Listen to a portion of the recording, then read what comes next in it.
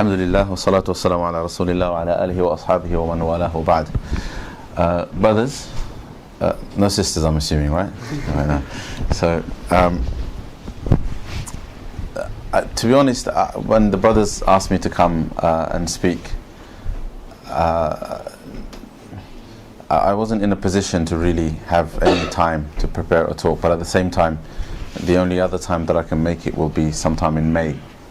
So I thought, let me just come and meet the brothers, inshallah.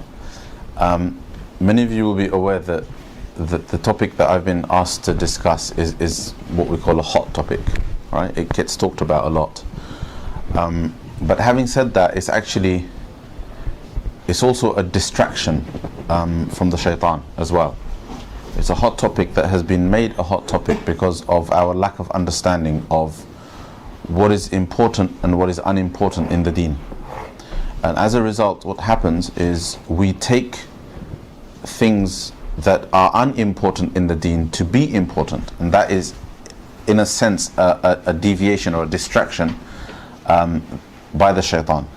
One of the great lessons that I learned from one of my teachers, many ulama have spoken about this, is that one of the ways in which the shaitan deceives people is that when he realizes that he is unable to deceive us by distracting us or diverting us towards something that is bad, what he does is he distracts us by messing up our priorities, so that we end up taking something that is relatively less important to be more important and use up all of our time in that, when there are other bigger priorities, either bigger priorities because they are more rewarding for us, or bigger priorities because of the needs of the time, because of the needs of the ummah, and so forth. So what I wanted to do, the other thing as well, is that when there is an opportunity to speak about these issues, often what happens is a lecturer or speaker comes and gives the audience a one-sided bombardment and then goes home. And often what happens is that leaves more questions unanswered than questions answered. Okay? So I'm going to try to give something like a 5-10 minute, what I call an usuli introduction, an introduction based on principles, and then I want to see what you have to say, really. I want to talk to you and try to guide the discussion based on the questions that might be plaguing your minds, based on the things that you think you would like discussed and answered, and so on. So the first thing is that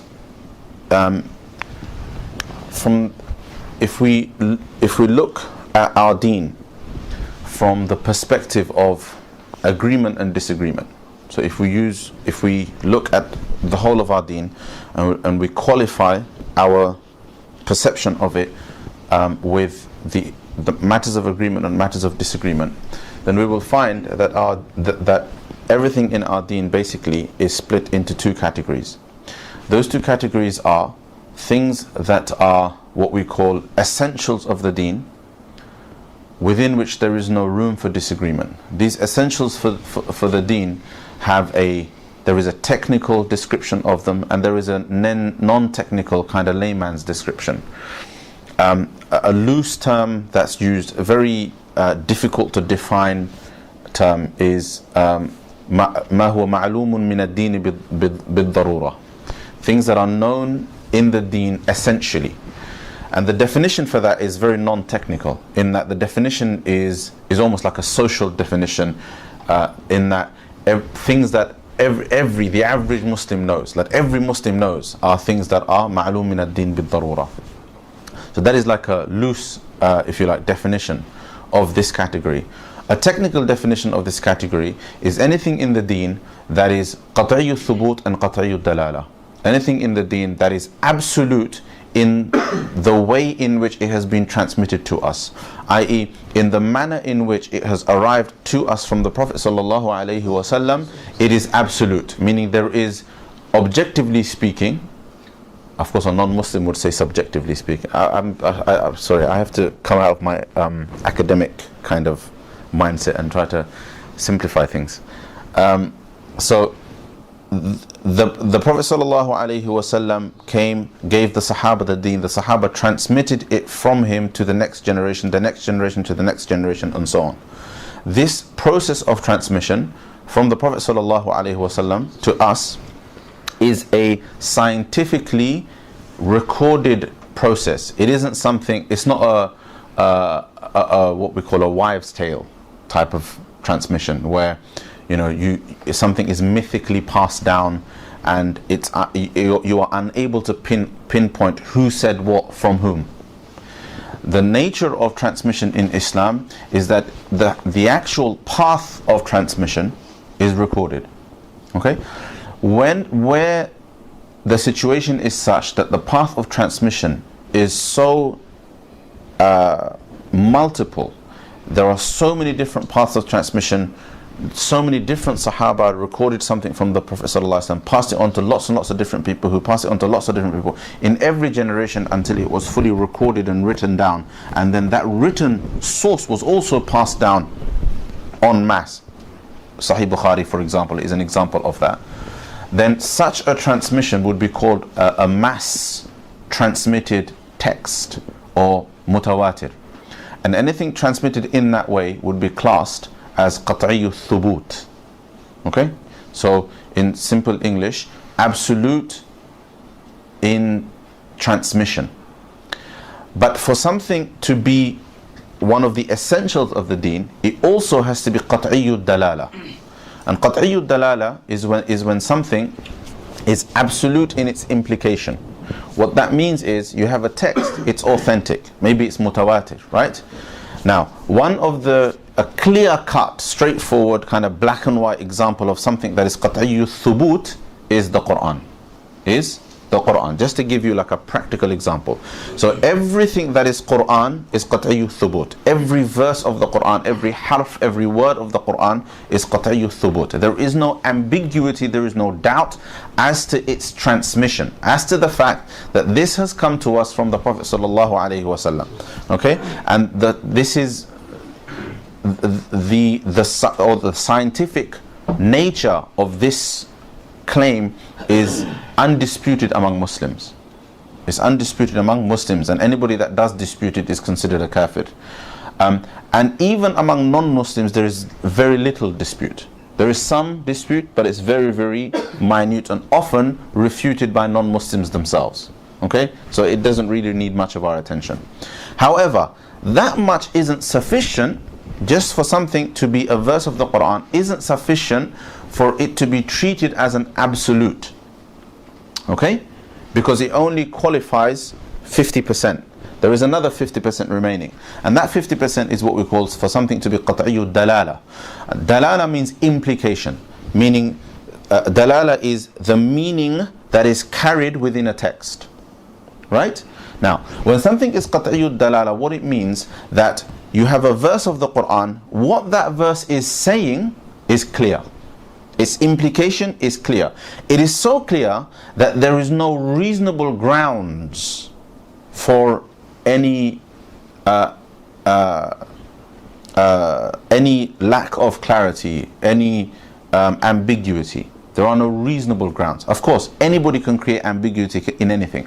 You can get an Irshad Manji type person who turns up and creates ambiguity in a verse of the Qur'an that has been absolute for 1400 years. We're not talking about that type of ambiguity. We're talking about ambiguity that basically is unestablished when we consider the issue reasonably and in light of the sources of Islam, the other supplementary sources of Islam, so particularly the sunnah and so on. Now, when a verse is qat'iyyu thubut, qat'iyyu dalala, and by extension if we were to have a hadith that was also qat'iyyu thubut, qat'iyyu dalala, then that and what it contains becomes an absolute in the deen. It becomes an absolute in the deen. And there is no room for disagreement in an absolute of the deen. There is no room for disagreement in an absolute in the deen. And I'd love to have done this on a board actually. I was going to mention it and I forgot. Maybe we should been over there or something. But never mind. Sorry, you got a spare board in there. Well, it moves over. Yeah, we can bring it over. Yeah, go on then. It's nice. It visually it helps. So the rest of you stay with me, because we haven't, obviously we're not going to be able to, we can talk about this. I talk about this stuff for like a whole weekend, for like 16 hours, you know, on the trot. So it's, we're going to try and summarize it. Now, so my next point is that when something doesn't meet that description, when something isn't qat'iyyu thubut, qat'iyyu dalala,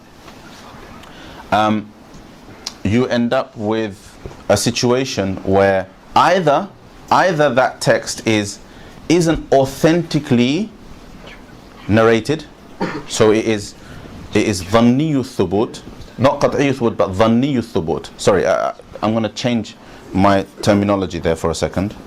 So quickly rephrase that. When something doesn't meet the classification of qat'iyyu thubut, then in Arabic we call it dhanniyyu thubut. Alright?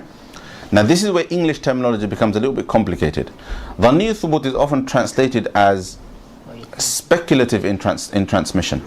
It is considered speculative in transmission as a straight translation of dhanni. But the problem here is, even in Arabic, it actually, dhanni sounds quite loose, it sounds quite weak. What do you think? Yeah, it's not, yeah, something assumed, alright? But assumed sounds too weak in English, so we say speculative. Now, however, when we say dhanniyu thubut, this is a bit that you have to understand. When we say dhanniyu thubut, it includes the overwhelming majority of hadith. The overwhelming majority of hadith are known as min al-dhanniyat. They are speculative proofs. Okay? So on face value, if you've not heard this conversation before, then don't contribute. But if you haven't, then raise your hand. Do you think that when we say the ahadith are all speculative proofs, are we talking about authentic hadiths or weak hadiths? Let's see what you think. Don't answer if you know this, if you've been in this kind of a session before. So when we say speculative proof, are we talking about weak hadiths or authentic hadith? What do you think? Who thinks it's weak hadiths? It's a mixture of both. Who thinks it's strong hadiths? The authentic hadith.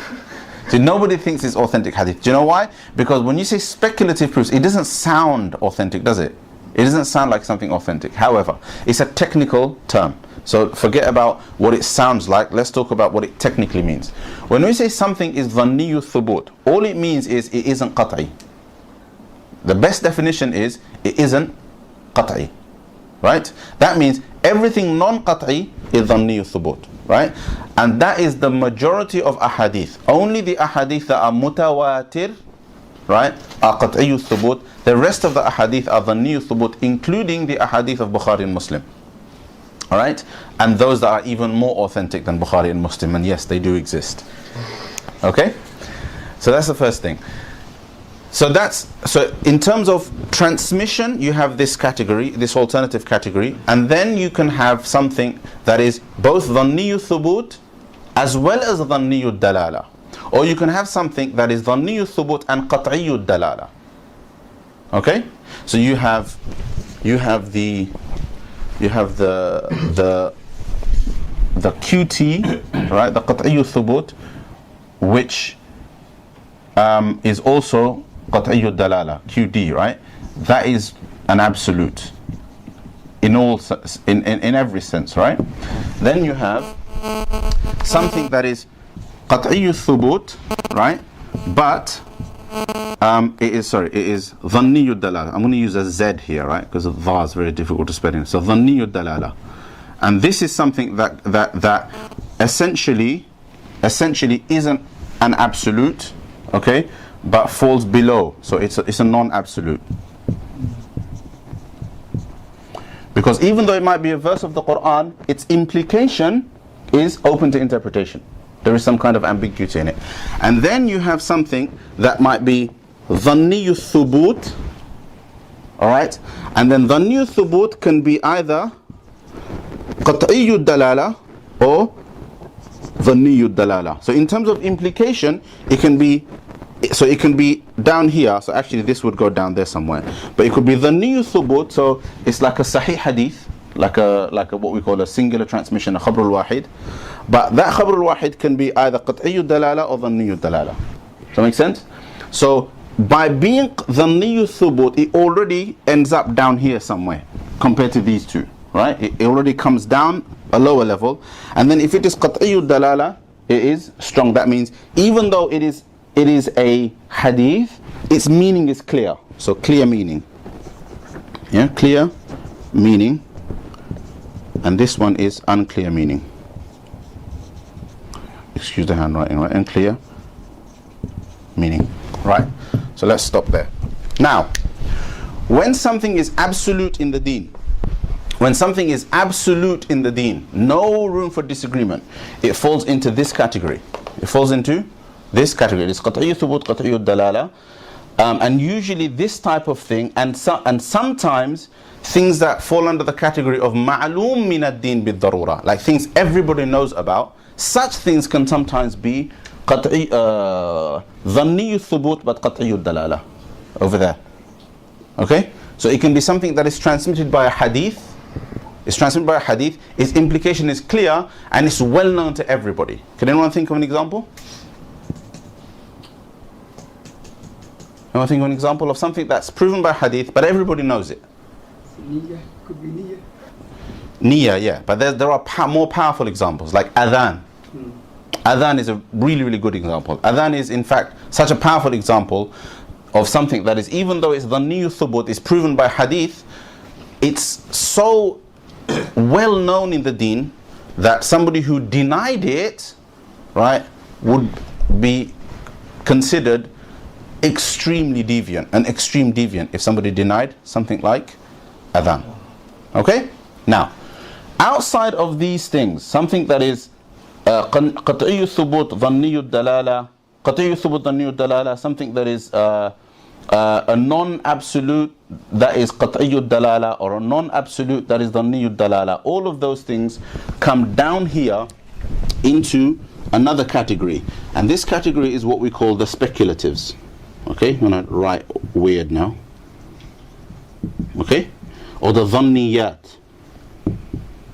Now, firstly, not all dhanniyat have room for disagreement, because some dhanniyat can be like the adhan.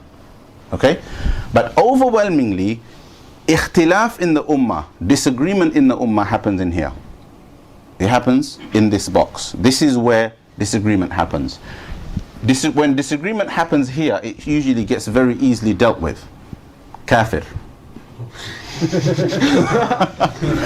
Alright? You know, or mubtadi'. It kind of happens there. Okay?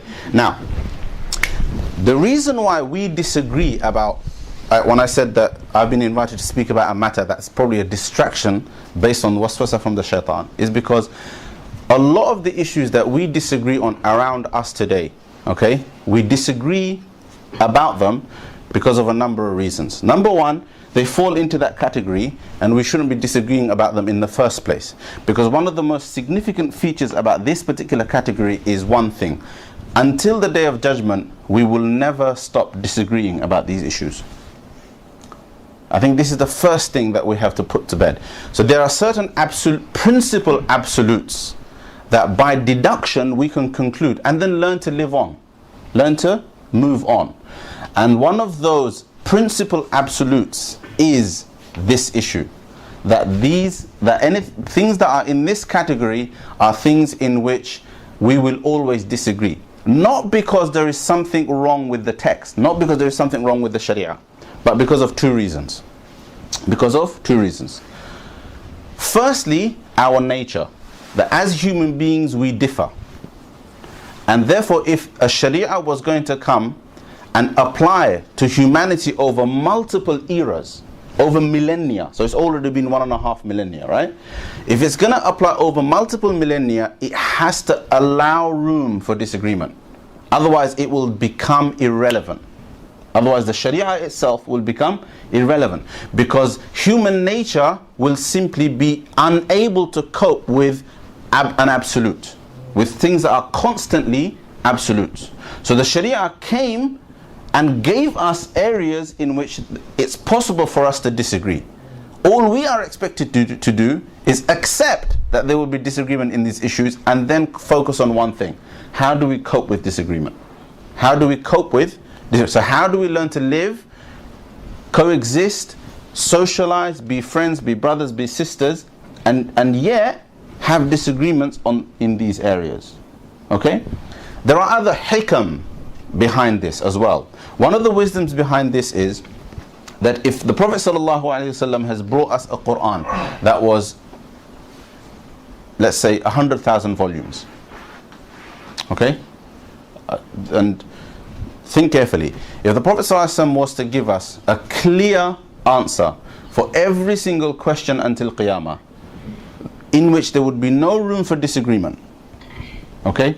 He probably would have had to have given us several hundred thousand volumes. Okay? But no, it was Allah subhanahu wa ta'ala's wisdom that He gave us a book that was full of principles. Okay? And then those principles were able to inform us.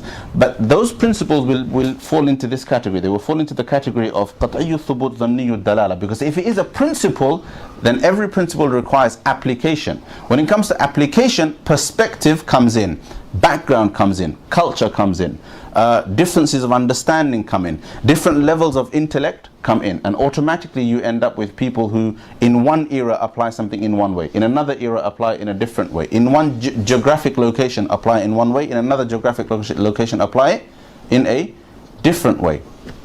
So therefore, by the very fact that the Qur'an came down with principles means that the Qur'an, even if the Prophet ﷺ had said nothing, right, it would have been easy to logically conclude that it was part of the, if we accept that the Qur'an is true, we accept it, right? Of course we do.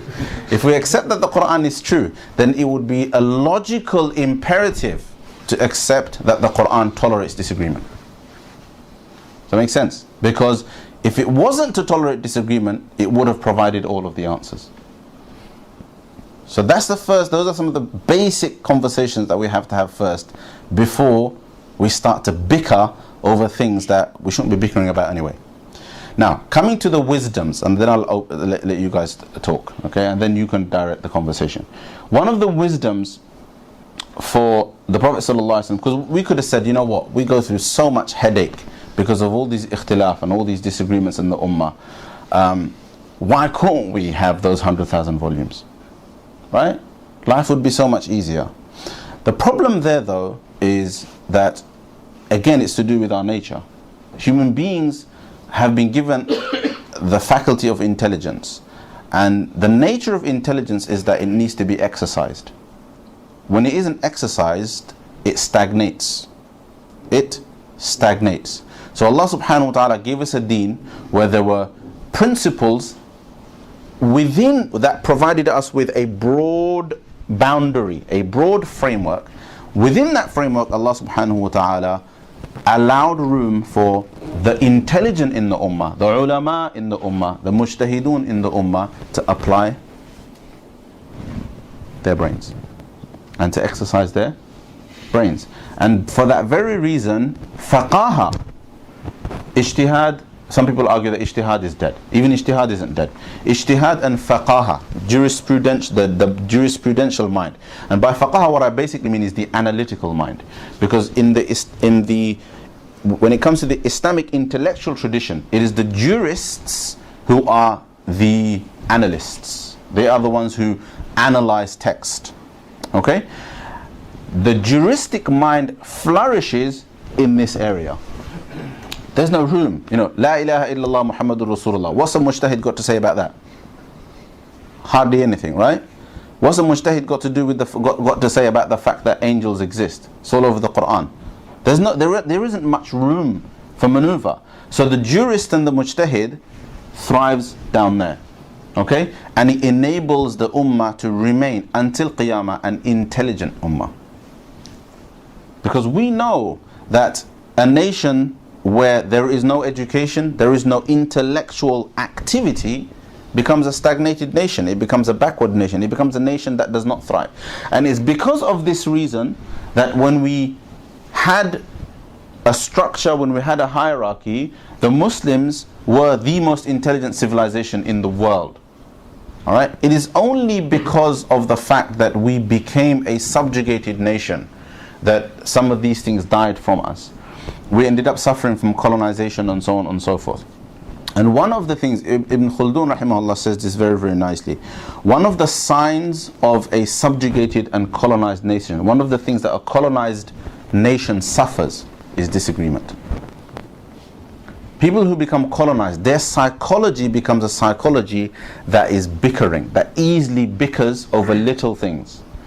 Its ability to look at the bigger picture becomes compromised, and it becomes weak at that, and it has to go through a whole period of time before it is able to rise beyond the psychological impact, several generations, before it is able to rise beyond the psychological impact of colonization.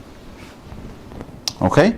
So this is the wisdom. Now the questions ultimately that we then have to ask is, the things that you and I argue about, the things that we argue about, do they fall into that category, so that yes, we can call each other kafir, or something like that? Or do they fall into some other qat'i, strong category, so that we can call each other mubtadi', etc., etc.? Or do they fall into that category?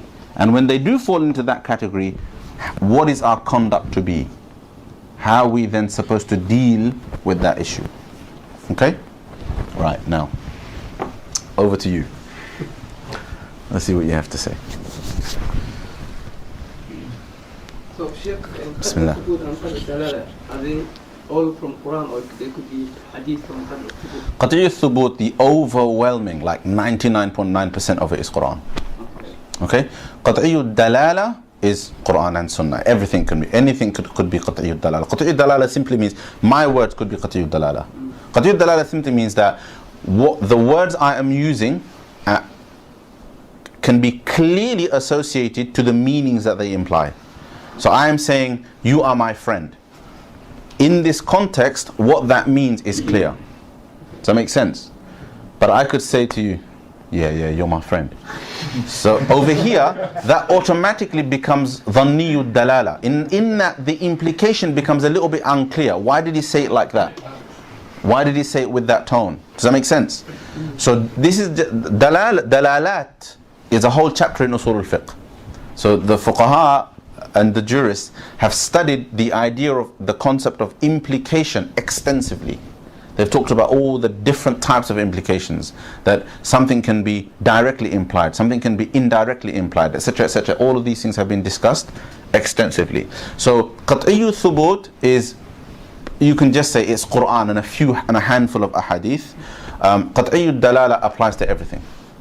So if you were to say qat'iyyu thubut, dhanniyu thubut, then qat'iyyu dalala, dhanniyu dalala, qat'iyyu dalala, dhanniyu dalala would fall under each of them. Get it? It seems like the whole discussion's buried. Nobody wants to talk about anything controversial.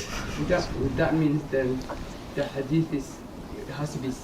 Is that when you say it's something that's essential in Islam that everyone agrees?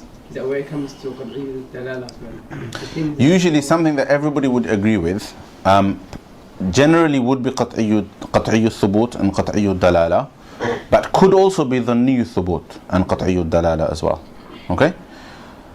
The loose definition of essentials are things that we know for certain. Like every Muslim knows that there's 5 times salah in Islam. Alright? So that would be one of the essentials of Islam.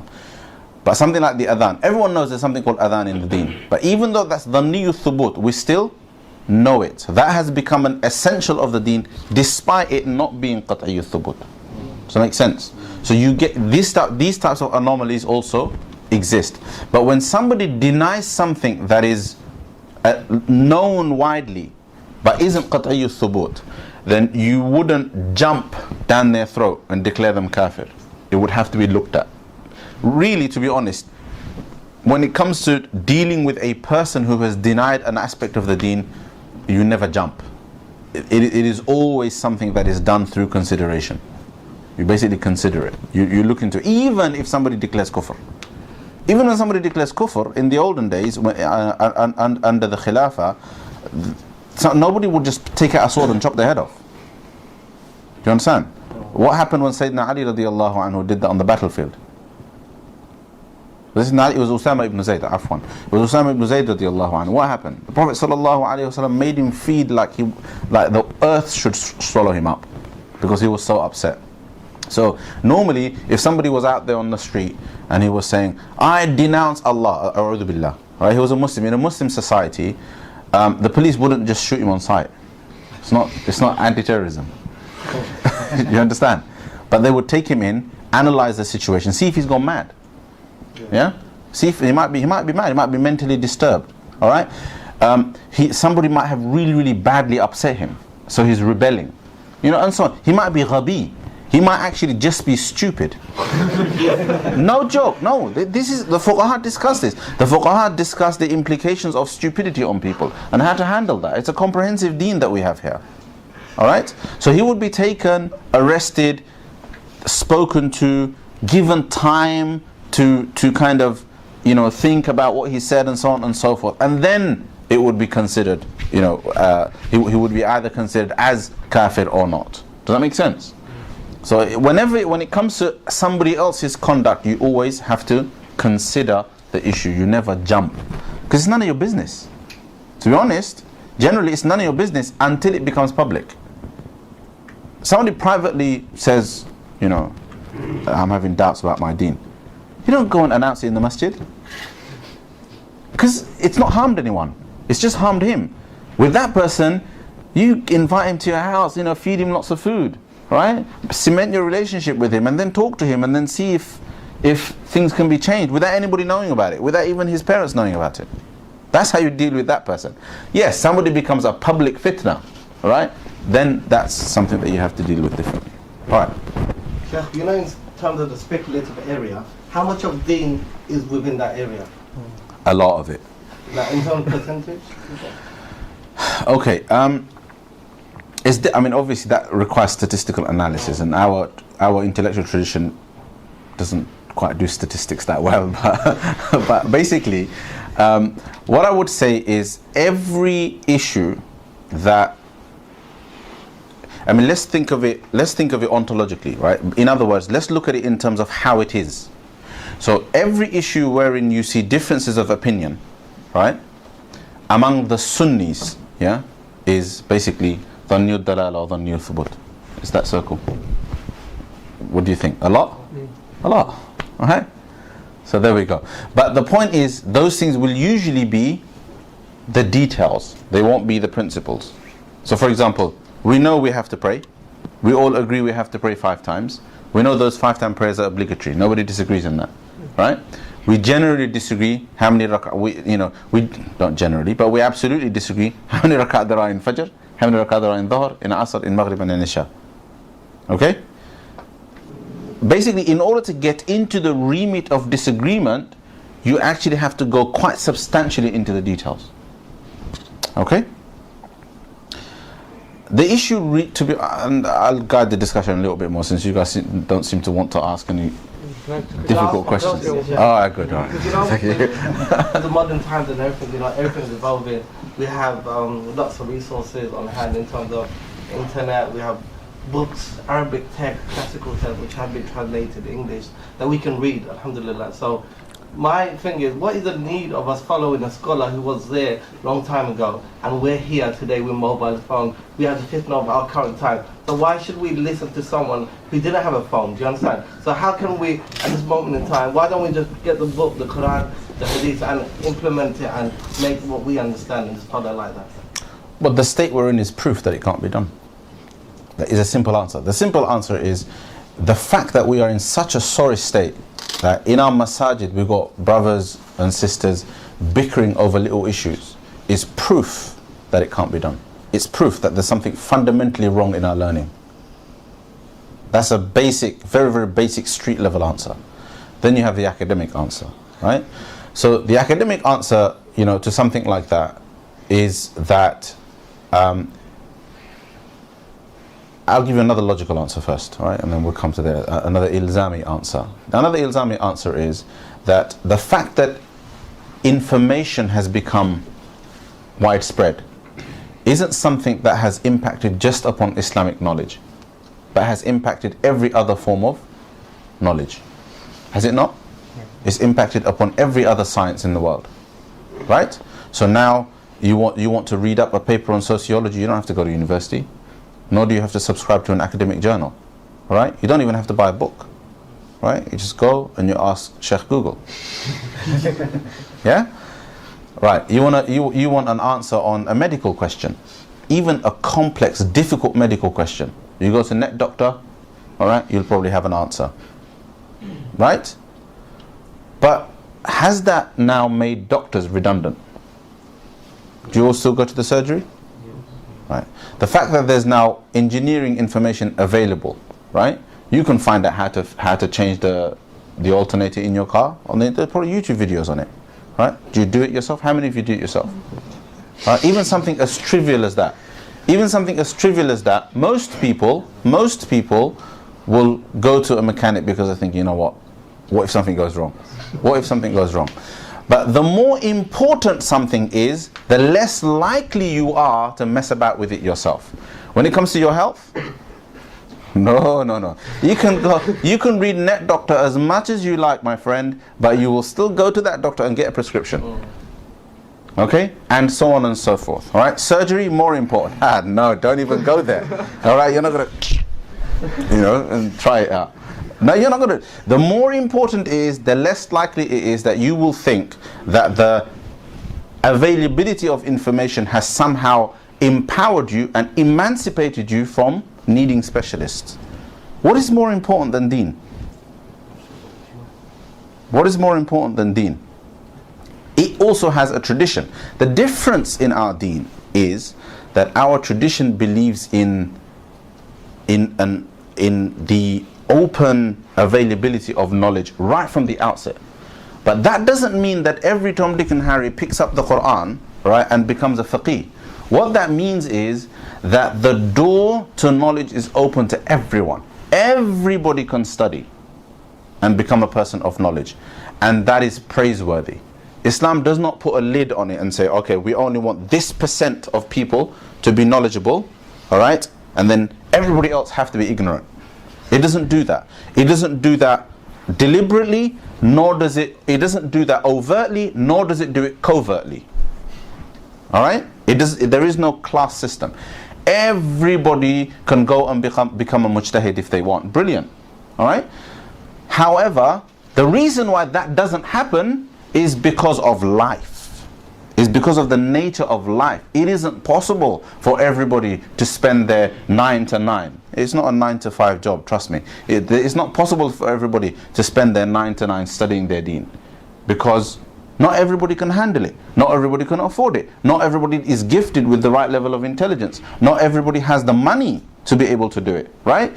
People have families, people have problems. You have somebody who starts learning and then becomes sick. All right? You have somebody who starts learning, their child becomes sick. Circumstance doesn't allow it, because that is the nature of human life. Okay, so that is an ilzami way to answer the question. And the other one is, it's a myth. Academically, it's a myth. The fact that you can open up a translation of the Qur'an and you can do istinbat of any ruling is a myth. It actually isn't possible. So, do you have a translation of the Qur'an here?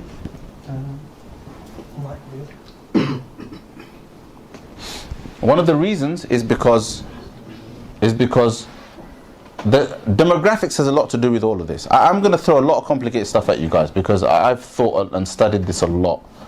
Demographics has a lot to do with it. A very small percentage of the world is Arab. A very, very small percentage of the world is Arab. Okay? The overwhelming majority of the world is non-Arab. And that is reflected in the Muslim population as well, that the overwhelming majority of Muslims are also non-Arab. The Qur'an was revealed in Arabic, and the fundamental requirement for istinbat, for a person to infer ruling from the Qur'an, to look at a verse of the Qur'an and say, okay, I understand what I'm meant to do. I understand what I'm meant to do, especially in a matter of jurisprudence. The fundamental requirement is Arabic language. Then there's lots and lots of other requirements, some of which most of us we simply won't meet, because one of them is a lot of intelligence. Okay?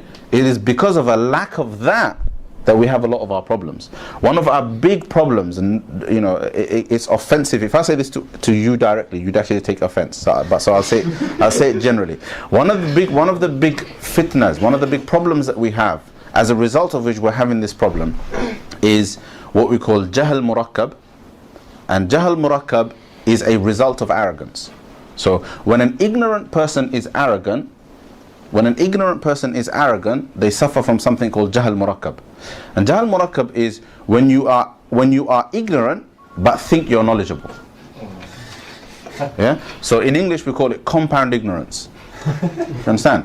So you actually don't know, but you think you know because you've read an article on the internet. Okay? But actually you don't know. One of the biggest forms of compound ignorance in our time is this idea that I can do something based on a translation when in fact I can't. But I've convinced myself that I can. Why? Got A star in GCSE, mate. You know what I mean? Yeah? It just doesn't work like that. It doesn't work like that. You have fields, right? If every doctor went and started trying to, deal in biochemistry, we'd have disaster. So doctors are intelligent, aren't they? But they're not biochemists. Right? It's as simple as that. So, you might have a mathematical mind. Doesn't mean you have a socialist mind. You might have an artist's mind. It doesn't mean you're going to be any good at figures. You might be a brilliant leader. It doesn't mean you're going to be any good at science. Allah subhanahu wa ta'ala has made us diverse.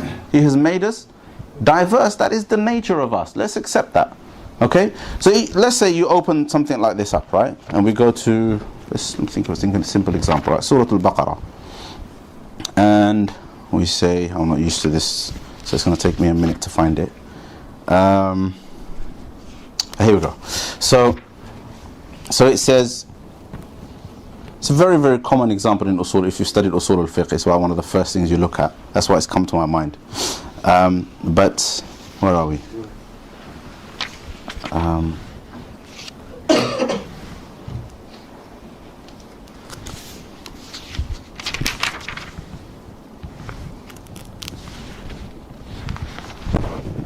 Sorry, bear with me. Think of your questions as well as I do this.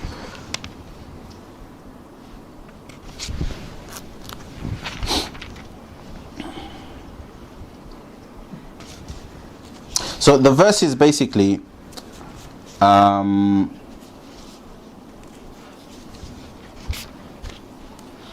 وَالْمُطَلَّقَاتُ يَتَرَبَّصْنَ بِأَنفُسِهِنَّ ثَلَاثَةَ قُرُوءٍ.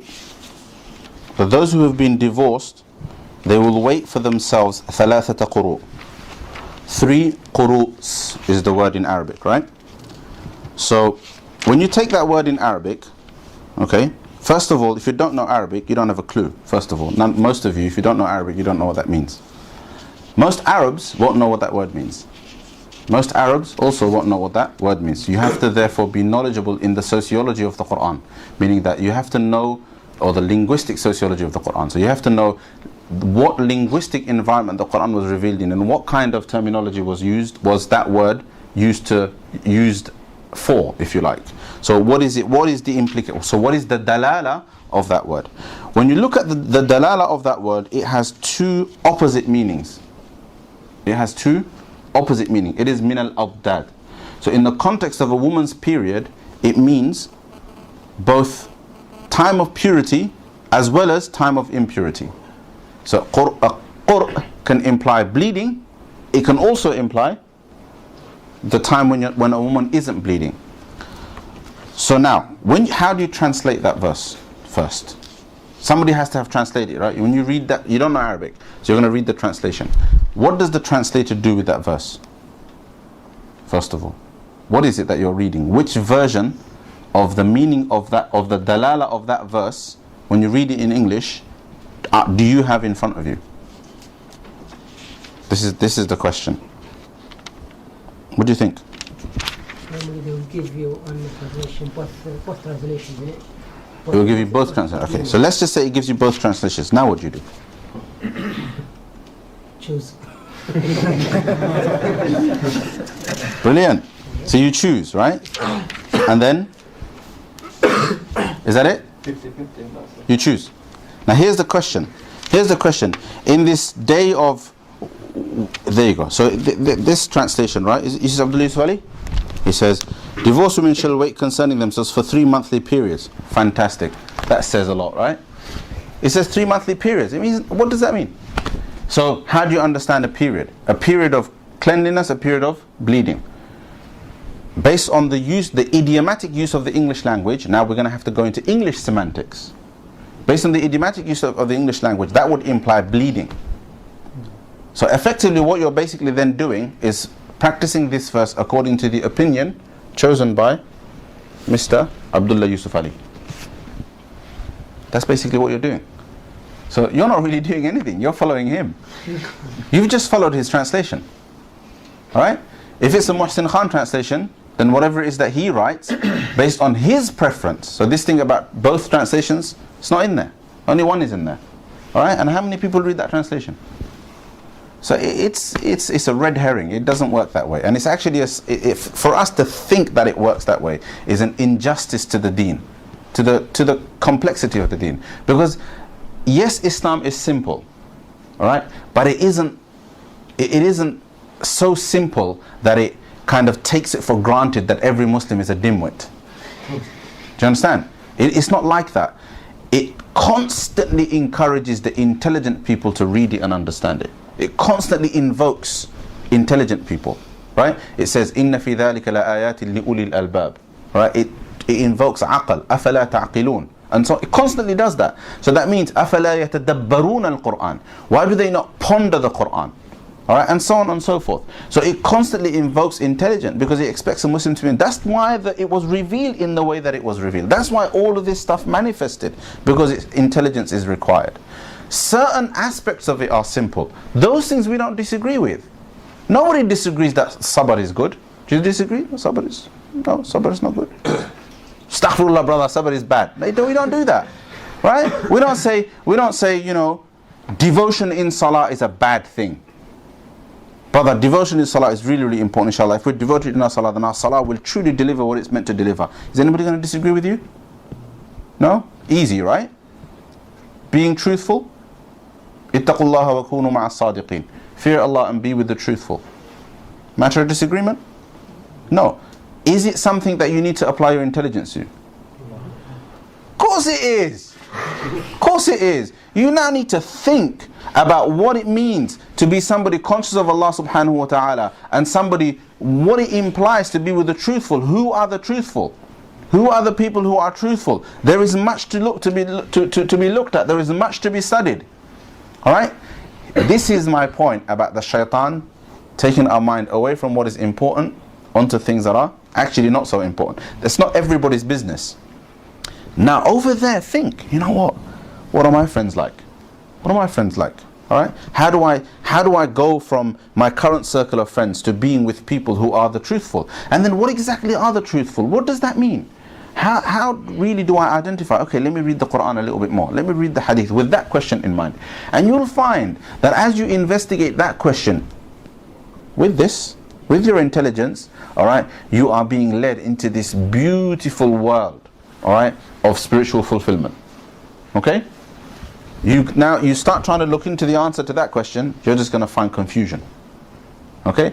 But if you study the way it's meant to be studied, the confusion gets lifted. And you end up getting to a point where you realize, you know what? I think it's this, but I can understand why somebody else will think it's something else. Okay? This is what knowledge in the end results in. When I studied, my teachers, all they did in the final years was just bash the Shafi'is. It was like the Imam Shafi'i got it wrong here, and the Shafi'is get it wrong there, and so on and so forth. And you're sitting there, and then all of a sudden, he mentions Imam Shafi'i and starts crying. And you're like, didn't you just bash Imam Shafi'i just yesterday? He goes, yeah, but Imam Shafi'i, you read Diwan al-Shafi'i, you start crying. But Imam Shafi'i wrote the He's the founder of Usul al-Fiqh. I've read it, I know it off by heart. And you're like, dude, you're just completely confusing me. But what's the point? The point is, they've come to the point where they've realized that my academic position, this is what I believe is correct, and I disagree with so-and-so on this issue. But he's my brother, and I love him, and there's so much else that I learn from him. This is a position of knowledge. Ignorance will not result in this. So where you see disagreement that doesn't have this in it, it's actually not, it is not knowledge. They might be having a really complicated discussion. You might be overhearing thinking, wow, those brothers are so knowledgeable. But if they're bickering, they're actually ignorant. Because knowledgeable people don't, when I'm a Hanafi, right? Yeah? When I speak to a alim who isn't Hanafi, he's a Shafi'i, a Maliki, a Hanbali, or a Salafi, and so on, and we talk, we discuss, we don't bicker. Half the time it's like, 5 minutes later it's like, yeah, alright, inshallah, I'll see you next time. And khalas, we don't bicker. Because you come from a position that basically has already accepted that there is another view that to that person is just as valid as mine. Does that make sense? Yeah.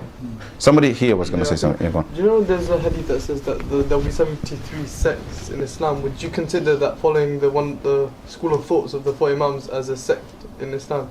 Oh gosh, that's a loaded question. No, of course not. Generally, the sectarianism. So there are sects and there are schools of thought. Okay, remember this. All right. I'll tell you one Imam who's written on this, right, is Imam al-Shahristani. Imam al-Shahristani in his book Al-Milal wal-Nihal, it's a famous book on Muslim heresiography, on a study of sectarianism and sects in Islam. And he talks about what is a sect, right? Sectarianism is all about aqidah, right? It's fiqh, is down there. Right? It's way down there. So wherever there's disagreement in fiqh, it falls outside of the things that make up sects, the 73 sects and so on and so forth. Okay? Usually sectarianism is where people are disagreeing in the realm of qat'iyyu thubut, qat'iyyu dalala, or in the realm of something that is dhanniyu thubut, dhanniyu dalala, but one of the essentials. Do you remember the first things that I was talking about? Where there is disagreement in those areas, and people have constituted a set of beliefs that is different from what we got from the Prophet ﷺ and the Sahaba in these areas, that's when you end up with a sect developing. Does that make sense? And therefore, traditionally even bid'ah was understood in this remit. In the early days, they rarely discussed, not as much, they did, but not as much in terms of practices. Bid'ah was usually, the Mubtadi'un were the people who had bid'at in Aqidah. It was the Mu'tazila and the Khawarij and the Qadiriyun and people like that. Okay? So don't even, when it comes to taqleed, right? This is what we're supposed to be talking about today. The issue of taqleed doesn't even come into it. Although there are extremes on both the pro-taqleed camp and the anti-taqleed camp. In that both of them try, in order to gain ground, try to make it out as one of the essentials. So the pro-taqleed camp likes to say the four madhahib, the ummah has agreed upon them, and anybody that doesn't accept it is a deviant outside of Ahlul Sunnah. Okay? And then the anti-taqleedists try to concoct up some kind of argument that tries to say something similar about the others. But the truth is somewhere in between. The issue of taqleed isn't among the qat'iyyat. Okay? The issue of taqleed, how I explain it, is an issue of logical imperative. Okay? Anybody that doesn't have a logical mind will probably get it wrong. Okay? If you don't have it up here, you're probably going to mess it up, honestly. Okay? And I'll tell you how. Taqleed is simply about following. Alright? You follow as your following of someone is proportionate to your ignorance. Does that make sense? So I'll only follow you home if I don't know the way home. Yeah? You'll follow somebody with regards to your prayer if you don't know your prayer. And so on and so forth. So following someone is proportionate to ignorance. As such, taqleed is down there when it comes to the ladder of virtue. So if you think about what is virtuous, knowledge or following is down there. Compared to which knowledge is much higher. هل يستوي الذين يعلمون والذين لا يعلمون? Are those who know and those who know not, are they the same? They're not. So the muqallid in terms of virtue is lower down compared to the knowledgeable person. But there's one thing that makes it workable, and that's humility. Humility makes the knowledgeable one humble as well as the muqallid humble.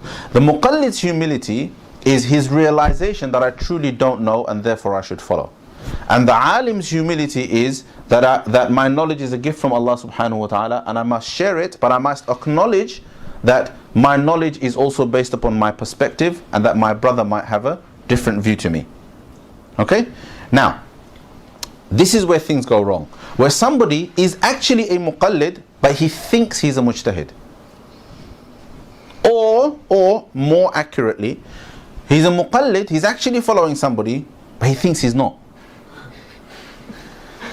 He's actually following someone, but he thinks he's not. And that is a position that is either compound ignorance, right, as I explained before, or it's a position of arrogance.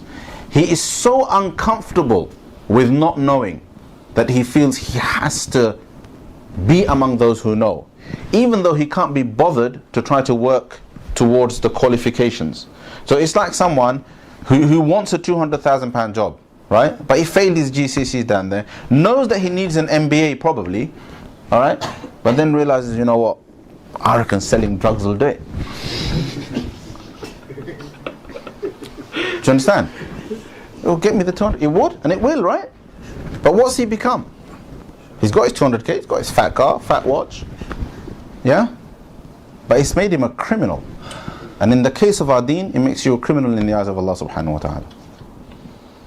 Okay? Because it's arrogance. And arrogance, al-kibriya'u ridai, wal-'azamatu izari, faman naza'ani fihi ma shaqaqtu. One of the scariest and of warnings from Allah, when he says that kibriya, you know, greatness, right? Or I might translate it as the perception of one's greatness is my upper garment, right? Wal azamatu izari, all right, and glory is my lower garment. Whoever disputes me in it, I tear him to pieces. Allah subhanahu wa ta'ala says this in a hadith Qudsi. So that's why arrogance is one of those things that's very destructive. It destroys you in this world as well, because of the fact that Allah subhanahu wa ta'ala has such a strong view of it. Okay? Yes? I'm not sure if this accurately linked with what we're discussing, but it's a question of about blind following. A lot of people, they say, if you follow a certain madhhab, or say for instance, people like myself, I went studying Islam or like anything like that. So I only follow what, you know, the sheikhs tell me to follow in terms of things like, you know, how to pray salah, or how to do this or how to do that. But a lot of people, they'll criticize it and they'll say, you know, you're just following him, and just because he's in a position to tell you that you can do this, say for instance he's given the title of a Maulana, they say you're just still blindfolded. Okay. You know, so is it our duty to find a proof for every single action that we're doing, or is it okay to, you know? The answer to that is twofold. The straightforward answer to is it our duty is no, it's not. Okay? You know, sitting here in London in our kushti kind of homes and our leather sofas, all right, with our internet, you know, you might be able to argue that no, you have to find out. Go and say that to the farmer back home. Islam does not enjoin things that are not practical across the whole of humanity. Does that make sense? Taqleed was born out of the necessity for people who have either no access to knowledge or who are unable to commit to the path of knowledge to be able to follow in their deen. And this is the Quranic hukum. Alright? فَاسْأَلُوا أَهْلَ الذِّكْرِ إِن كُنْتُمْ لَا تَعْلَمُونَ. It's a very, very simple verse. If it's one of those. It's one of these, right? If you do not know, then ask those who know. If you don't know, ask those who know. And on that basis, to some level, everybody follows. Not just follows. At some level, everybody blind follows. Everyone. Including me, including the top-notch ulama. To some extent, we always blind follow. A alim who is a great kind of sheikh, right? Everybody knows him. Yeah? He can't find a reference for something. He's looking for it, he can't find it. He goes and rings his mate in Jordan. He goes, who's also a big sheikh. And he goes, you know what? I can't find the reference for this thing. And he goes, listen. And he trusts him, he's his friend, right? He's known him, he's a pious man. And he says, you know what? I just came across it a few months ago. It's such and such a book, such and such a da-da-da-da-da. And he gives him the whole lowdown on it. And this sheikh thinks, you know what? Sheikh so-and-so said it. It's good enough for me. He doesn't even check it. Goes, puts it in his book. Alright? Are you going to say that that's wrong? maybe it would have been more prudent for him to go and take a look at the book, right? But he will tell you, listen, that guy is one of the most knowledgeable people that I know. If he says it, it's how it is. He goes and puts it in his book. Are you going to say that that's wrong? You can't. Because our whole deen is built on that. Our deen is oral. It's an oral tradition. Our whole deen is built on people telling people something that those people take on trust.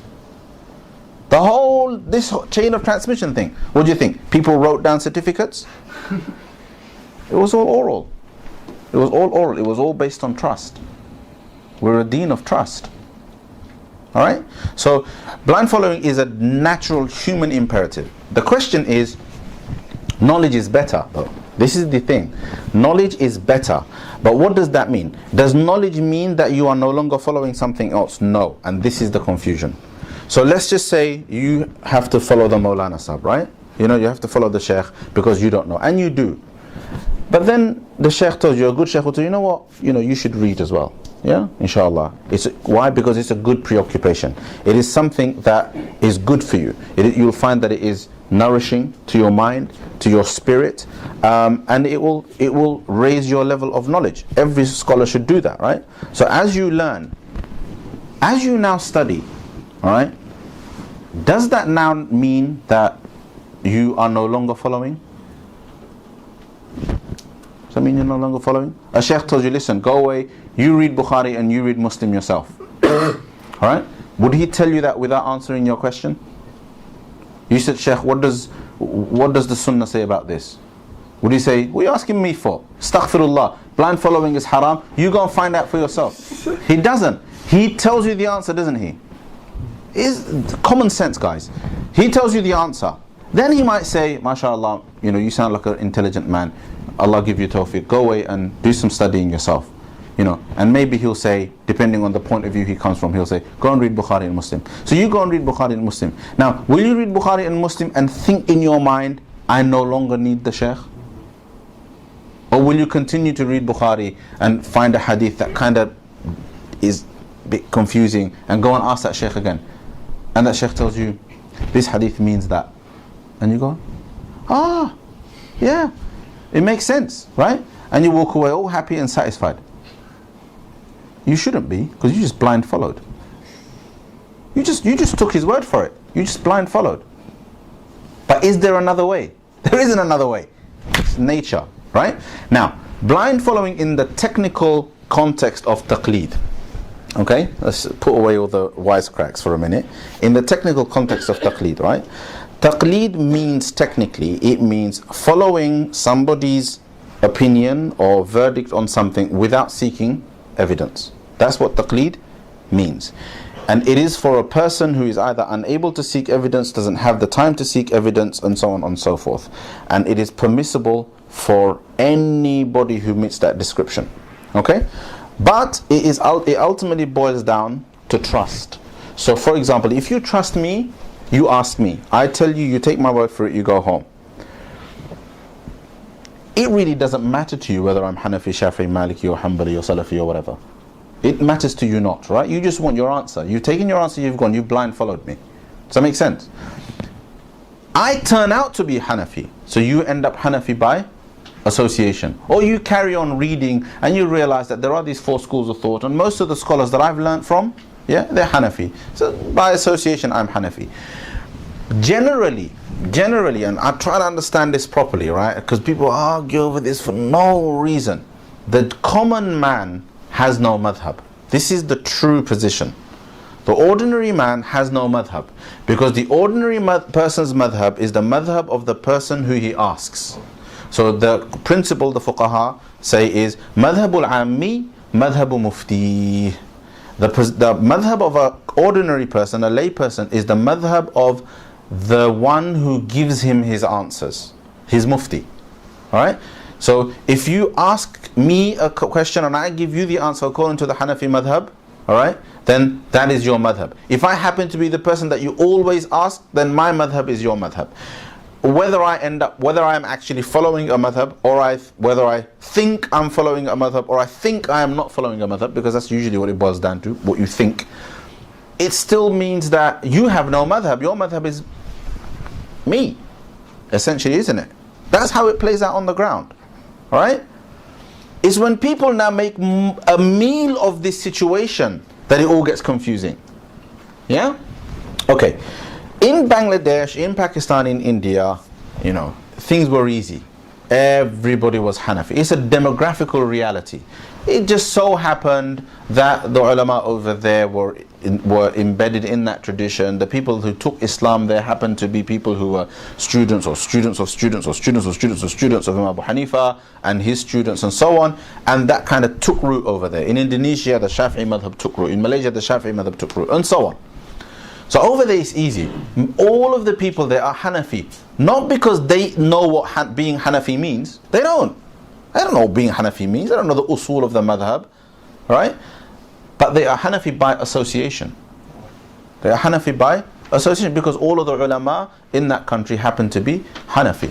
Now, so then the question is, is it then necessary for a scholar to follow a madhhab? Well, that depends. If he is a scholar who is also a person who has the spiritual qualities of a scholar, has humility and so on and so forth, then he will also, in the vast majority of cases, follow somebody and then come out of following proportionate to his knowledge. So what will happen is, as his knowledge grows, so this is him following and this is his knowledge, right? What happens is, as this one goes up, that one goes down. For a common person, it's the other way around.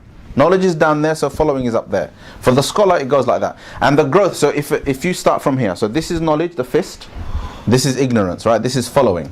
So this is the ordinary person, right? And then the ordinary person starts to study, and it grows, it grows. Usually what happens is, for a long time, following, so if you just map it according to my life, for example.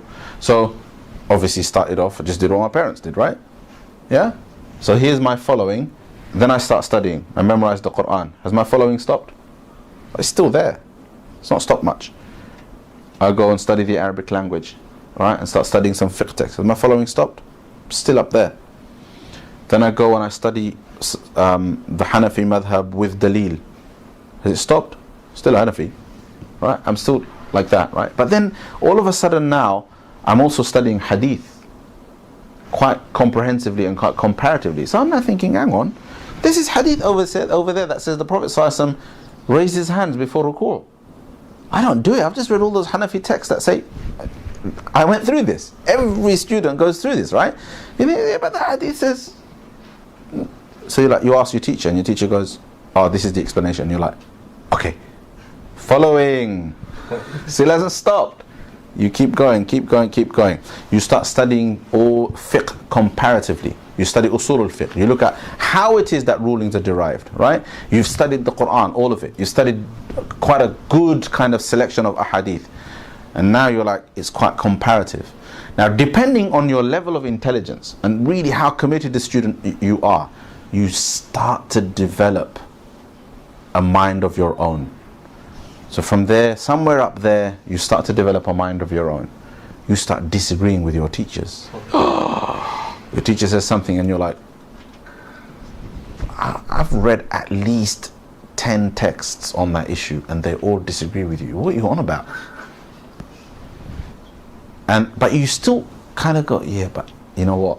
He's been at this for 50 years. I better shut up and listen. Right? I better shut up and listen. So it kind of carries on. And it carries on and you graduate, right? And then you start developing an area of specialization. Maybe a particular area of fiqh and so on. And really when specialization begins, particularly in this day and age, when specialization begins, that's when taqleed begins to come down. Alright? And you often will end up, because now you have quite a comprehensive bird's eye view of everything. You kind of start to, the level of taqleed now begins to come down a little bit and things begin to plateau out. That's after many years of study, yeah? Many years. Many years. I would say that there are some issues, for example, that I have kind of, changed. Very few issues. Some because of the necessity of the times, others because of difficulty where I've kind of thought, maybe this particular position is untenable. Not that it's not correct, but it's untenable. So you look for rukhsa and so on. Then there are some positions where you think, no, I'm convinced, that this is correct. But it's completely subjective. You've got to remember that. My classmate might go, you know what, you're an idiot. What are you on about? Classmates, right? That's why, you know, you might talk like that. Don't say that to me. My classmate might say that because he's still convinced of how we studied it. Yeah? So it becomes completely a matter of perspective. It's just how I look at things. It's really, really subjective, right? But the point is, somewhere up there, after maybe from the beginning of your studies, from the moment you start studying the Arabic language till at least 20 years after that, yeah, I reckon you kind of end up developing your own ideas and verdicts. Does that make sense? And I don't think any of you can logically dispute this process, can you? Can anybody logically dispute this process? That somehow there's something wrong with that process. Where it goes wrong is when you start off in your position of ignorance, in your taqleed position, and then you start learning there. And from day one you go like that. You know, you just started studying the Arabic language, yeah? You've checked up some stuff on internet. You found some databases. Alright? I don't know, back in the days it was The Alim came out. Alright? Muhsin Khan's translation of the Qur'an and his translation of Bukhari and Muslim comes out. And you're still like, you still haven't even learned the Arabic language, and all of a sudden you're like, whoa, no, I'm no longer muqallid, I'm something else. And it's that 1 minute it goes down that way, the next minute it goes up. But you know what? It's all an illusion, because actually you're still up there. The danger is you think you can move around because someone else is empowering you to think like that. So what's happening is somebody else is saying, no, brother, don't do taqlid, follow Sahih Hadith. So you go and you follow Sahih Hadith. An intelligent person would ask themselves this question: why did I do that? Why did I go and follow Sahih Hadith? Why? Why did this guy, who's been a muqallid all his life, suddenly go and start reading Sahih Bukhari and Muslim? Why did he do it? Come on, answer. Time's running out. Because it's authentic. No, that's not why. No, think reality. In his reality, in his life, why did he end up going and reading Sahih Bukhari and Sahih Muslim? Because he saw difference of opinion. No, he didn't. Someone told him. Someone told him. Somebody told him. Some guy said to him, look, forget about all this taqleed business. Go and read Sahih Bukhari and Sahih Muslim. When he went and did that, what is he doing? Blind following. He's blind following. You're blind following that bloke who said go and read Bukhari and Muslim. And when you're blind following, this is the most dangerous form of blind. You know why? Because what you're doing is you've jumped from the lowest of the low positions of ignorance to usulul fiqh. Because to take the position that I'm going to base my action on Bukhari and Muslim is a position in usulul fiqh. It is a fundamental position of juristic inference. You have to ask yourself whether or not juristically that is an acceptable principle. You're in no position to ask yourself that question. Since you're not in that position to ask yourself that question, and you've gone and started studying those texts based on what this guy has said against taqleed as a reaction, as an anti-taqleed reaction, what you are doing, no shadow of a doubt, is you're blind following that guy. Because you are in no position to be able to evaluate his position against an alternative. You don't even know that there is an alternative. We say in Urdu, kuwe ka mendak, right? The frog of the well. Yeah, he thinks that's his world, right? So the frog from the ocean suddenly drops in there and goes, there's this ocean. It's like vast. You can't even see the end. And he goes, shut up, you. You can't believe it. He's not seen anything else. All right? But fundamentally, the problem is that if that frog from the ocean had thought, you know what, let me put a rope out. Let's climb out together. Let me show him. Let's do the basics. Let me show him. Let me slowly build up his ability to swallow that information. And then maybe he'll believe it. But if you tell that guy that he's not gonna. Now when you tell this person, you should be able to figure it out for yourself. You don't have to blind follow anyone, it's bad. One of the dangers is that is something that's really appealing to the ego. I'm gonna figure it out myself. It's really, really appealing to the ego. So he thinks, yeah, I got those A stars. Or not. Alright? Often not. And he goes over there and he starts reading. And he is blind following, my goodness, to the max. More so than the Hanafi and the Shafi'i and the Maliki and the Hanbali. And he doesn't know it. That's the danger of it. I don't have a problem with somebody through the proper process saying, you know what? I do it like this now. It's cool. There is nothing wrong with that. Wallah. And if anybody says there is anything wrong with it because they're a strict Hanafi, then they're wrong. Okay? But to dabble in these issues on the streets here in the masjid is nothing but compound ignorance. It isn't even ignorance, it is compound ignorance. Shaykh Uthaymeen said this really, really nicely. He said, everybody has to follow the Salaf. Right? He said, everybody has to follow the Salaf. You know, لَابُدَّ لِكُلِّ مُسْلِمٍ أَن يَتَّبِعَ مَذْهَبَ السَّلَف. And then he said something really amazing. He said, لَا أَن يَتَّبِعَ مَذْهَبَ مَنْ يَتَّمُونَ إِلَى حِزْبٍ يُسَمُّونَ السَّلَفِيَّةِ. You know, something along those lines, right? He said, but they're not required to follow a group that calls itself Salafi. Because that's just groupism. Now when you limit it to that point, that following the way of the Salaf, then all of the Muslims follow the way of the Salaf. But I was trained in the Hanafi madhhab. The argument that I don't follow Qur'an and Sunnah would be valid if when I studied fiqh, I was taught that there are two sources in Islam. There are two sources of Sharia. You and yourself. If my teachers had taught me that, then yes, you've got grounds to say, yeah, this lot completely ignorant, they don't follow Qur'an and Sunnah, you know, they kind of follow Abu Hanifa and stuff. Or if my teachers had said, there's one source of Sharia, yeah? It's called Abu Hanifa. They didn't say that. They said, there are 4 sources in Sharia, 2 primary ones. First one, Qur'an. Second one, Sunnah. Right? So how in the world am I not following the Qur'an and Sunnah? The question of how the position I'm following on the ground relates to the Qur'an and Sunnah is an academic question. Yeah, we can sit and argue about it forever and ever. But what's the point of me arguing with you? I should be arguing with a scholar, right? Yeah? But then that's also a waste of time. Because they've been arguing about it for 1200 years and they've still not been able to settle it.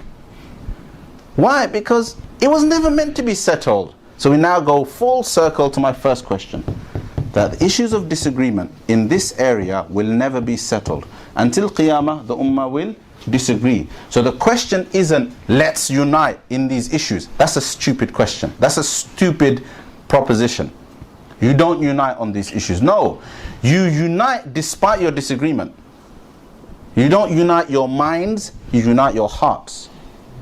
It isn't possible to unite the minds. God knows how many 1,000 years of humanity is proof. We can't even agree on Allah is one. Because 4 billion or so people in the world, or 4.5, 5 billion of people in the world don't believe that Allah is one. We can't even agree on the basic truth. And you want to agree on whether to hold your hand here or hold your hand there? Come on, it's just, well, you know, I've thought about it, and eventually I've decided, and I was reluctant to take this. Wallahi, I was reluctant. I've so far, except for when I was young and inexperienced, I've so far, over the last good 5 or 6 years, avoided these types of topics, except in a classroom. Except in a classroom. Because in a classroom, I'm talking to the right people. I'm talking to people who have paid for and invested time in studying. Not people who want to have a fun hour. Alright? And yeah, the Shaykh was wicked. Alright? Not interested in that. And I've generally avoided those issues. And even today I've come and I said, you know what? Okay, how do I get around this? The brothers have invited me to talk about taqleed. You know what? I'm going to let them, you know, guide the discussion. I'm going to talk based on principles. Because it kind of is a bit silly of me to try to convince you that you have to do taqleed. And it's really something that shouldn't need convincing. You're doing it. If you don't realize it, then there's something wrong. There's something wrong with your thought process. You are doing taqleed. Like it or lump it, you are. You will do If you're studying now, you probably will do for another 20 or 30 years. And if you still don't know it, you shouldn't be studying, because this is missing. Seriously, I'm sorry if this hurts people, but these are basic truths, man. And it's because of propaganda that people have become hoodwinked. It's like women don't know that they're stripping in front of men. Why? Because of propaganda. Because they think it's fashionable that they're showing off their backsides to men. And the men are like, ooh. They don't know it. Why? Because the propaganda has fooled them. And that's exactly what's happening to us. That's exactly what's happening to us. Because we've been fooled into thinking that, oh yeah, you know, I can have my own view. But you can't. You can't. If you want to, be my guest. But it's not about having your view. It's about learning and learning. And learning is an act of humility. And then that humility forces you sometimes to change your position, because you feel that it's the truth. It's about seeking the truth. It isn't about my group. It isn't about my manhaj and my madhhab. It shouldn't be for the Salafi, shouldn't be for the Shafi, and it shouldn't be for the Hanafi either. It shouldn't be for anybody.